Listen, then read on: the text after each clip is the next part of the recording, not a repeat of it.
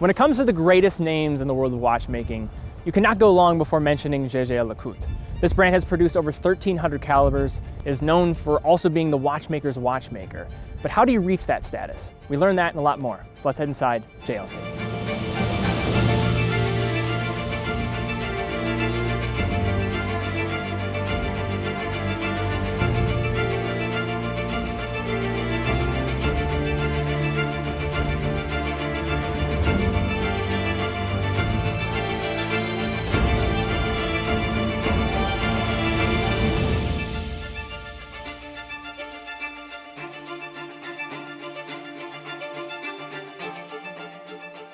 So now we're inside JLC. I'm here with Matthew Sauret, Director of Heritage from the brand. Good to see you again. Thank you, Teddy. Thank you as well. So we're inside a special place, and I think this is good for serving as a concept of the history of this space, but also just giving a sense of the manufacturer and the approach. So could you describe where we're at right now, and also give a sense of maybe a little bit of the history of the brand and how this plays a significant part to it? Of course. Here we're in a special place, as you said, because we're standing exactly where Antoine Lecoultre established his atelier 190 years ago now, in what was originally a farm, and it transformed into a full-fledged manufacturer. That has transformed through a full-fledged manufacturer.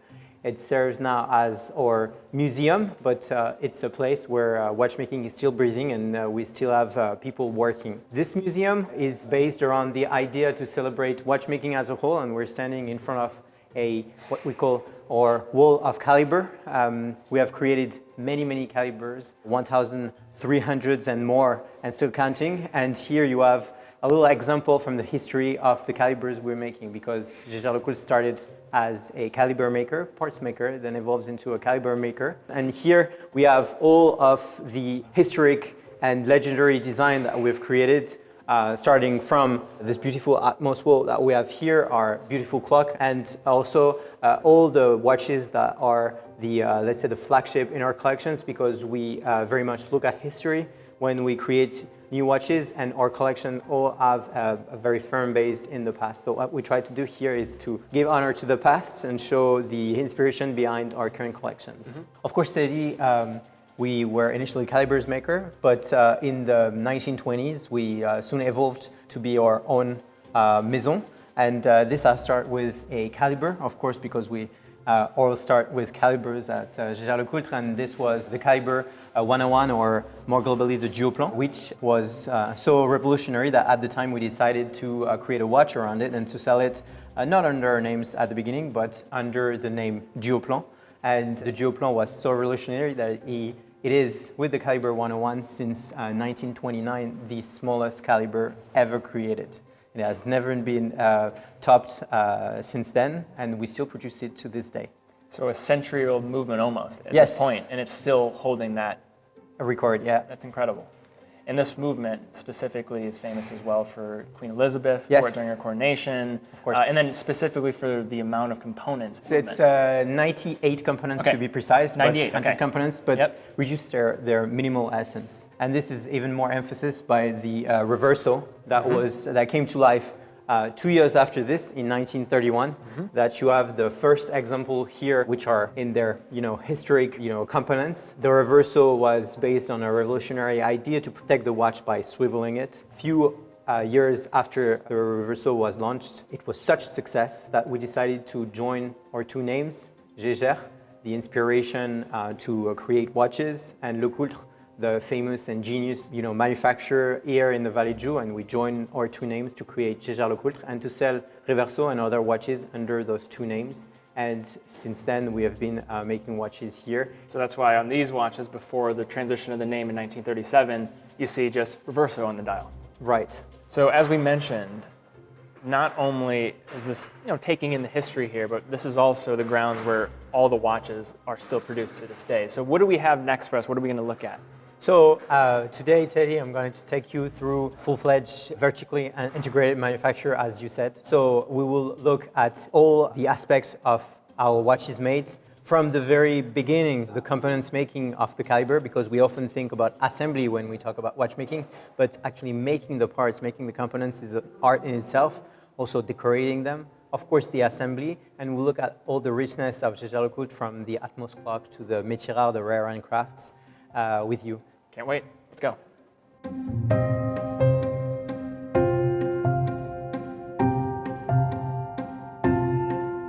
So we're starting in the machinery of pieces. So we're making pieces here, real components of watches. And here is the profile turning workshop. So you see it's quite loud here because we have a lot of machines. The glory times of these machines is from 1925 to 1975, around this. And after that, we working with numeric machines. So basically, the threads go all the way in this. And then it's being machines over there here.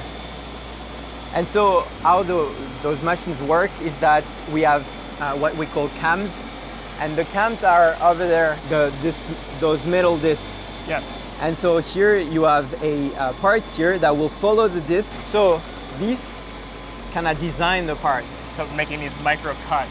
Yes, at the end here it's cut and it flows and it goes down in here. So here we're making little screws. And for the fluid, the liquid that we're seeing, could you give us some context to what's happening there and why that's happening? So we have so many oils because we have so much friction. So an interesting fact is that the oil is like running in a closed circuit, and so it's being improved each time. So it's filtered each time, but we change the oil completely of the machines once a year. And now we'll go to another way of making machines, which in French is called le taillage. So we're taking from the previous machine. Yeah, you we're have, taking you have the taking from the finished previous. part, Yes. and then this is where we're actually doing some precise cutting. Yes, so precise actually, cutting. Okay. So you see, we will put the parts in here, in between the two holder here. Mm-hmm. The parts will be held, and then it will be proceed, and the teeth will be cut with this wheel over there. So you see, Yes. we're putting it, and then So you're mounting it between those yes, two. and then Oil's running through, and yes, you're making those small and cuts. cutting the wheels. So you're cutting small teeth in these wheels. So we Exactly. saw these small parts. Now we're talking about even smaller cuts to get this. And Exactly, yeah. exactly. So this is where all the escapement wheels are fully put together, or they're after they're cut. You're then going to get them fine-tuned so that they're going to make Finished, sure yeah. that the escapement is fully optimized, that there's no issues or resistance, Yes. to have precise oscillation of the balance and energy that's going to be distributed.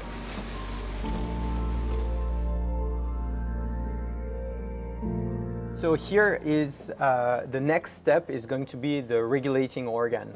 So regulating organ in itself is a huge task, notably the setting of the rubies. I will explain in a few words, and then we will see Sure. a few operations taking place. So to place the ruby, and this is something that only a few traditional maisons are still doing, we use a type of glue that is called shellac, which is originally from butterfly in the Southeast Asia. And so not every day, but a few times a year we make, and there are two people only here that are able to do it, that make glue using those like little sticks, and they create little threads of glue. So we'll go and check it out in the atelier. So there. So you have the anchor here, So you have the anchor on one side, and then you have the rubies. So this is the anchor. the anchor for the escapement wheel that we just saw that were being Yes, over there. And now yes, this yes, is yes, where this yes. comes into play. And you're going to have both of those jewels added to that Yes, for the complete yes, the palette yes, for. exactly. So there are different two rubies, Mm-hmm. one for the entry part and one for the exiting part, Mm-hmm. let's say. So there are two type of rubies. So first she will do all the entry, and then all the exits. So the first part of the anchor, and then all the other ones, because there are two different types of rubies. So To allow the opening for Yes, the escapement teeth yes, to. to escape. Yeah, yes. So you see it's extremely tiny, and so you have to be extremely precise to fit the ruby in place. So everything is done under the binocular. So this is the glue. This is the glue. This is the glue. So you have it through this thread, and it's kind of threading through this tool here, so you have Exactly. this small precision Exactly. ability to apply it. Exactly. So then we're applying it on every stone, on every rubies, to hold it in place. And then it's going to be heated to hold it in place, Mm-hmm. and then it's going to be given to a watchmaker, but then the watchmaker can then readjust it if need be.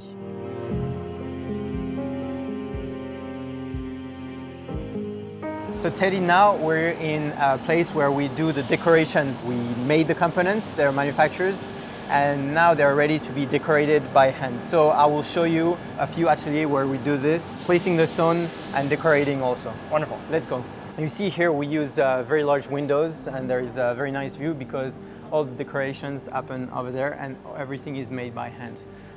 So we'll go and see what is being done. So here we do all the traditional decorations, chamfering, anglage. We decorate every parts of the components, and everything is done by hand. So here we have some chamfering, anglage. So first she cuts the angle, and then with different gentian stone, she used different type of woods and little paste, diamond paste, to really clean the angle and make it shine after having cut it.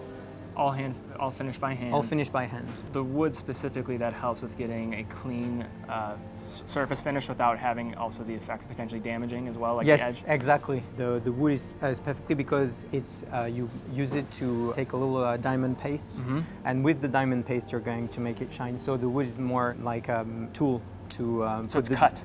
At the tip. Cut at the tip, and she does it with the cutter to perfectly come with the full precision to make it. So here we have some beveling and some anglage of a tourbillon cage, which is for reverso. So we have to do actually the work on both sides because reverso, you will see it on both sides. So here we're working to angle all the sides. So first the angles are cut, and there they're finished with a polishing paste and boxwood, little stick to apply the shine all over the angles that were previously cut. And of course all the holes for the stones and for the screws are also beveled and so finished by hands. So every single angle has a mirroring anglage to Yes. it, and then it's so small that an individual artisan is having to do all these small little polishing techniques. Exactly. These small scales.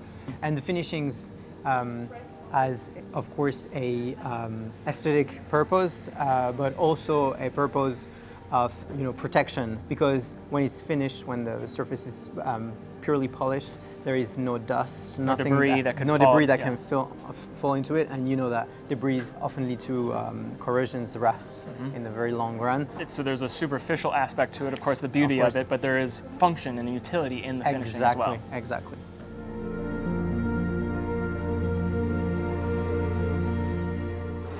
So Teddy, I welcome you now in an atelier that is quite amazing here, because not only do we do the caliber for our watches, but we also do the case.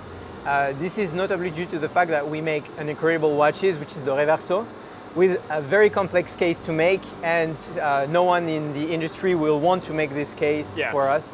So we have to make it ourselves, and at Jaeger-LeCoultre we have a tendency to make everything ourselves. So we make the case here of the Reverso, but also some other round case.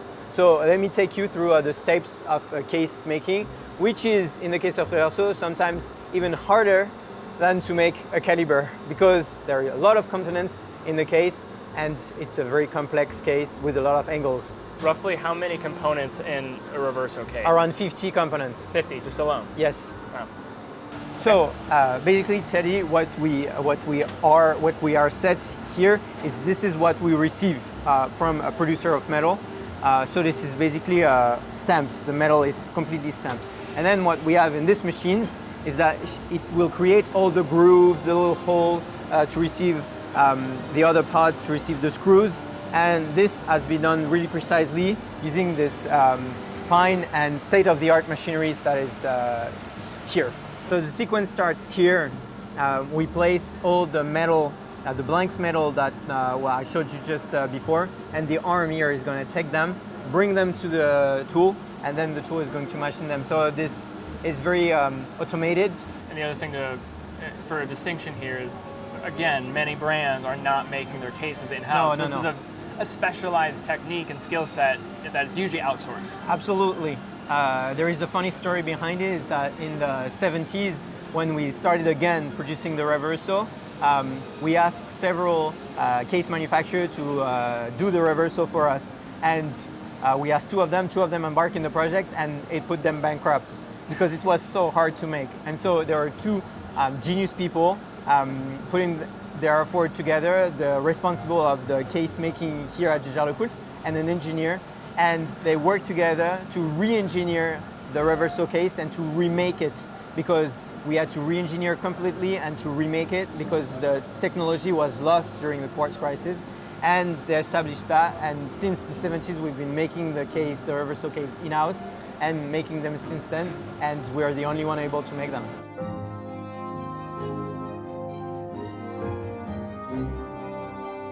So now, after manufacturing the initial step of the case, now we'll go to polishing, because the polishing is a crucial step, again, aesthetically and also technically, because we need to finish so no dust, no debris can get into the case. So the reverso is very complex because it has many parts, but also it has many sides. Many sides, yes. Many angles. So there is really a complexity in making the case. So before we take a look at the actual polishing here, yeah. Can you explain why the room is darker than? So the room is darker for the white light to be perfect, and so they could really see the piece really well. Else, other light disruption will create reflex. And here we're really working on lights with polishing. So the lights need to be perfect and there is no reflection that is created by other source of. So what they do is they put some polishing paste. In this case, you don't have to put a lot of polishing paste because it's gold, and gold is softer to polish. And so basically what it will do, it will start by breaking all the angles so the cradle doesn't cut. And then it will bring the polishing sheen and create the angle around the reverso. So the piece starts like this, but you can see here, and maybe we could do a close-up, but you see the difference between this and this, where you have brillant, shiny, polished, and unpolished.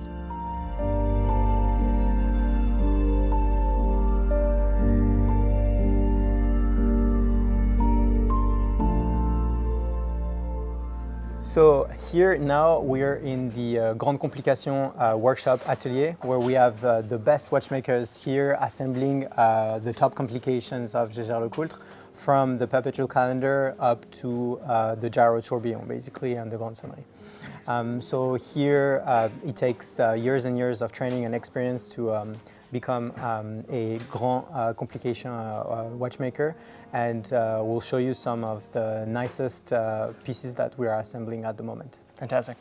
So here you see Manel, and he's working on the minute repeater operation of this gyro tourbillon. So the gyro tourbillon, what we call gyro tourbillon 5 in our language, the gyro tourbillon Westminster, as a Westminster minute repeater. So here he's working on the jewel that helps the minute repeater chime. So we have to retouch them one by one, and there are several of them because there are several notes, and he's retouching them one by one for them to have the perfect rhythm and to work in synchrony. So you have to retouch one of them each one by one. So just a handful of people on the planet are able to even put these watches. Basically, yes. So here we have the end product with. Yes, this is the end product. So we will set it to a good time to have it chime. Ah, perfect. So you push.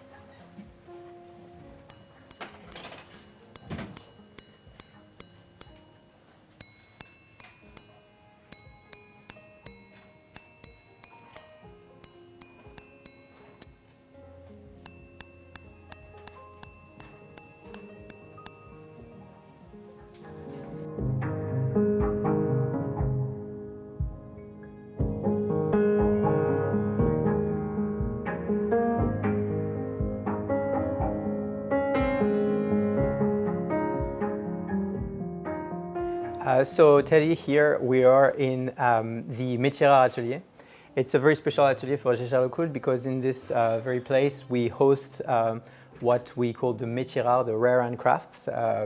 Artisans here have been working for more than 20 years sometimes and are specialized in the task of embellishing the watches, should it be on the bezel with gem setting, or on the dial with miniature enameling, or on the back of the reverso, and also engraving. And we also have very ancient guillochage machines here with guillochage specialists which are able to decorate part of the calibers or the dial. Over it, we can lay enamel, and it does a beautiful set. So in terms of embellishments here, we are working on a maybe an unusual one.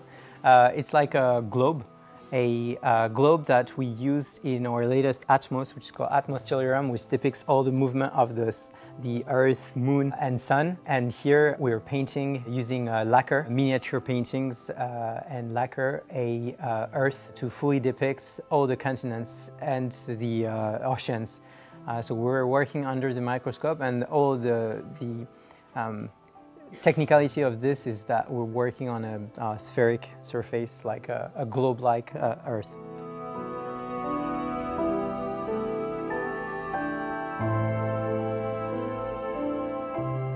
So the Atmos clock is a crazy phenomenon just because it is perpetually being able to tell the time. Yes. And how low ability to be able to preserve power. Exactly. And how it will just run Yes. perpetually. Yes. So could we, now that we have this basically disassembled where we can see more of the core elements of the Atmos clock, could we talk a little bit of how it works? Yes. So this is very nice because this is an Atmos that is being refurbished. Atmos come back to the manufacturer over and over because they're so durable. They rewind themselves and they're very low energy, so they can't come back.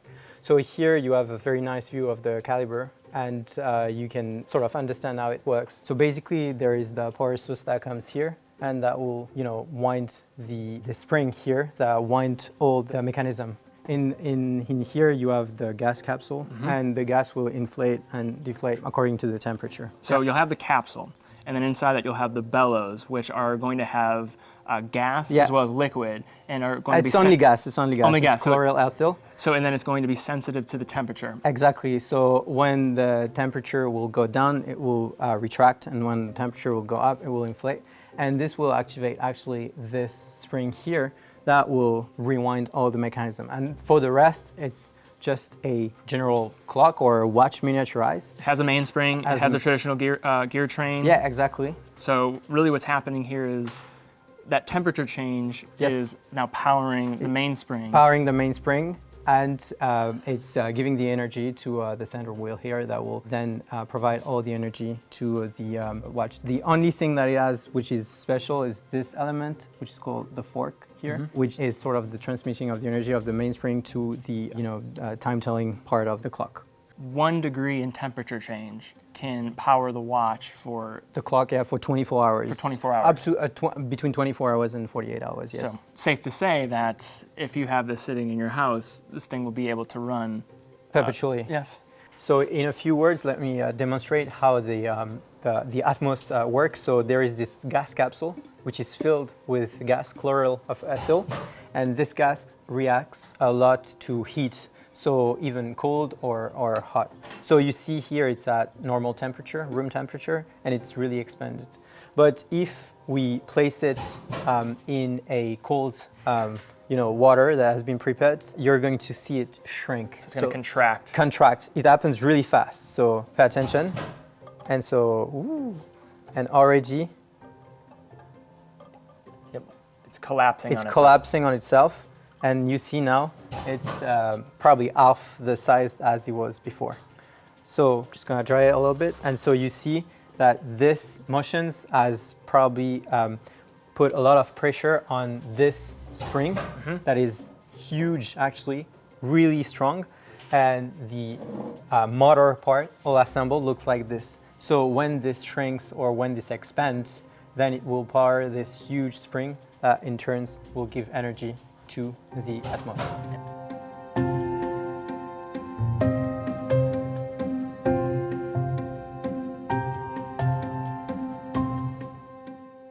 So our love for watches and what we do at Jaeger-LeCoultre extend up to the restoration of very ancient watchmaking timepieces, up to pocket watches and very ancient wristwatches. And we have a restoration workshop where we do and still make decoration as we were doing them century ago, such as the bluing of the hands that we can see and look at here. So what he's doing is putting some diamond paste, polishing paste, on a gentian wood, and so it's gonna remove any corrosions. It's gonna clean the hands basically, because the metal needs to be super clean before we blue it again. When the hands is completely clean, so we remove any grease or any residue on the hands.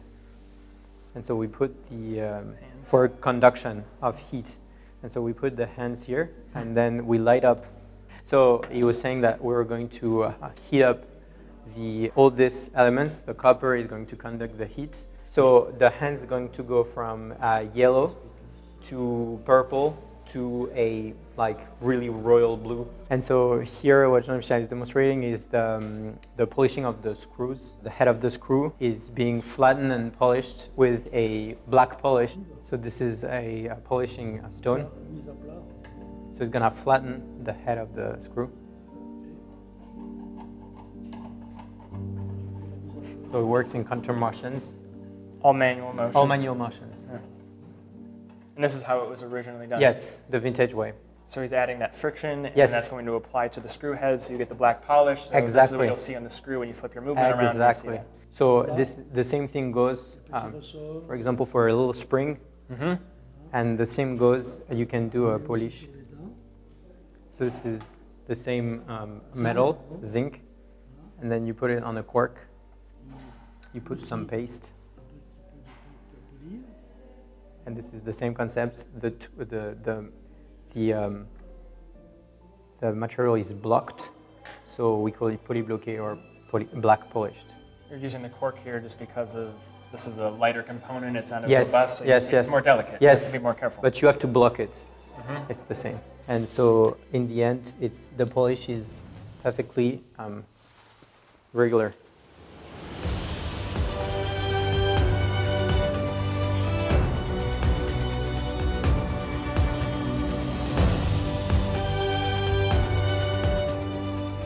Well, I hope you enjoyed this behind-the-scenes tour of JLC's world-class manufacturer. If you did enjoy it, let me know in the comments down below and give this video a thumbs up. Also, if you are a fan of these style of videos, where would you like to see us visit next? Thank you again so much for watching, and I will see you all very soon.